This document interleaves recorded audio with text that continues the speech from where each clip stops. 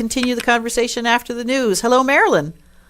Hi, Linda. How are you this morning? Good. We only have about 2 minutes before news, so if you don't get your points made, are you willing to wait through the news as well? Absolutely. I'd love to. Okay, go right ahead. Okay, I'd like to talk about the wind farm proposal for the Port Peninsula. Right. Okay, so they're proposing 155 industrial, these are offshore-sized turbines for our little area. They're going to be a kilometer away from our homes. They've never been put on land before. This is a virgin industry for a virgin company, and it's a virgin industry for the province, for this company. There's no wind legislation. There is no data on these turbines from anywhere else in the world, and they want us to be the guinea pigs on the Port Peninsula. So I'm just here this morning to say that, the opposition is still strong here. We will not lie down and let them come in and ruin our homes, our water, destroy our wildlife, our birds, our limestone barrens, ruin our fishery, all in the sake of Germany, sending hydrogen ammonia over to Germany for what? They're going to be tapping into our grid. So what is that going to mean for all of Newfoundland and Labrador? How is that going to affect our hydro? Wilkinson was on this morning talking about signing another MOU with Germany. This is the 11th hour to signing a second MOU with Germany. Why? Why now? Why again? They've already signed one with Germany. So to me, the federal government is putting their nose in where it shouldn't be put.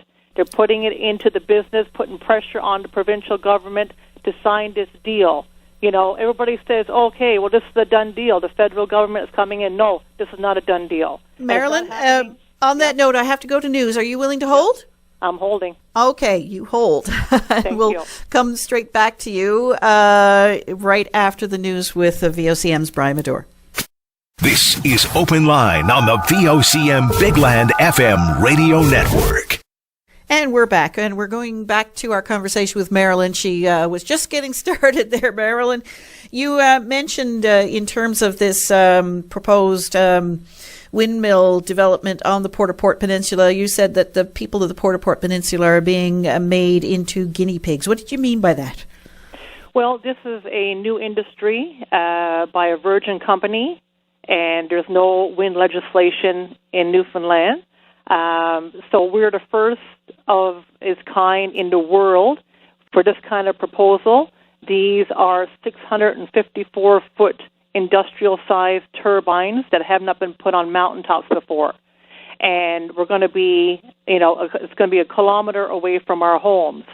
So the health effects of these turbines is proven that, there are health effects, shadow flicker, there's infrasound, there's a lot of health effects from it. The bigger the turbine, the larger the health effects.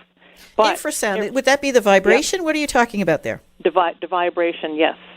But also everything runs downhill. We're all downhill from the mountains, so everything, the construction of the roads, the dynamite. So the explosives is 12 million pounds of explosives for this project. Roughly 6 million for the Port Peninsula, 6 million for Caudray Valley. Now, the EIS, when the EIS was submitted to the government said it was deficient, and we agree with that. The EIS amendment is also deficient, and the government has no other choice but to say it's deficient, because if you have any kind of brain at all and you're reading that material, you're going to come to the same conclusion that everybody else reading it would come to, because it's missing so much information as far as what happens if our water is destroyed. What happens to the moose? The studies have not I was going to ask, what does happen to wildlife? Do we have any case studies here or around the world where these kinds of wind farms are put in, wilderness areas, for want of a better term?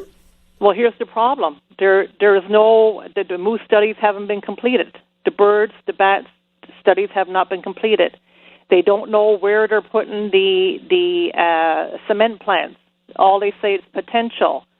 They don't know how they're going to run the cable for the transmission lines through the isthmus, which is the little strip that connects the Port-au-Port Peninsula to the remainder of the mainland. So they got three options. They don't know what company they're going to be buying the turbines from.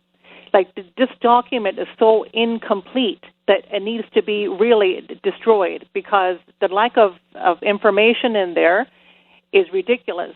So the provincial government really has no choice but to turn this EIS down because it's lacking in information. But I'll say this: if they're going to approve it, they're going to approve it, but they're going to meet opposition. And the thing is, and investors beware, because if you're coming into the Port-au-Port Peninsula and you got people, majority of the people here are against this project. We've said no from day one, but yet you keep pushing and pushing and pushing. And the mental stress that you've been putting on the people here to fight this is unbelievable. But if you're going to keep pushing, every step of the way that you come in here, we're going to be pushing you back. So investors beware. This is not going to go down easy. Whatever it takes to stop this from destroying our homes, what do we have to lose? What do we have to lose, Linda? Okay, our insurance is going to go up on our homes. 6 million pounds of explosives. Our basements are already cracked from Atlantic minerals blasting here. I got 3 in my basement alone. Okay? Our water is going to be gone. Our roads are already destroyed. And if they're going to come in doing construction 24/7 for 2 years, there's going to be nothing left of our roads. And the government and the company said they won't be paving our roads. Now, will the government come in and pave our roads later? I don't know. I have no idea.